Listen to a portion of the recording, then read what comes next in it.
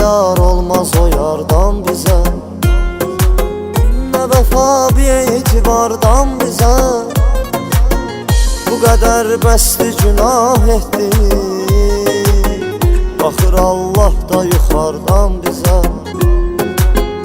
O nə Məcnun nə də Leyladır, o bir aləm bir dünyadır. Onu şair necə vəsf etsin, o xəyalımdakı sevdadır.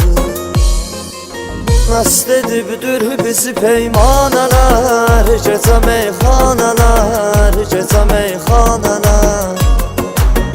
Başa düşməz bizi bicanələr, dəli divanələr, dəli divanələr.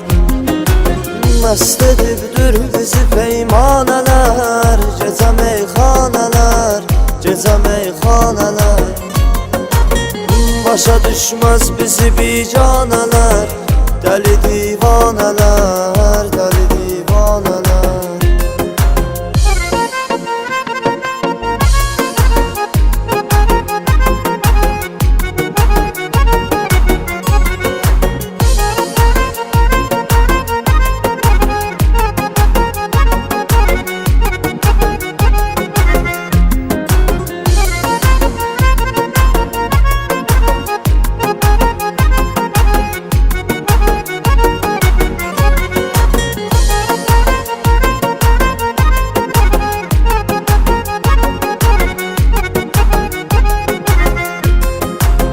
Bəzən insan küsür hər şeydən, qara qismət, qara taleydən. Üzümüz gülmədi onsuz da, saqi aşiqlərə süzməkdən. Saqi meysüz ki üzüm qalmasın, qoca dünyada gözüm qalmasın. Məni dindirmə, danışdırma, yenə içdim ki sözüm qalmasın. Məst edibdir bizi peymanələr, gecə meyxanələr, gecə meyxanələr.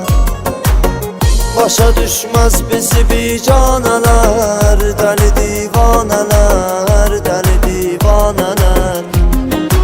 Məst edibdir bizi peymanələr, gecə meyxanələr, gecə meyxanələr.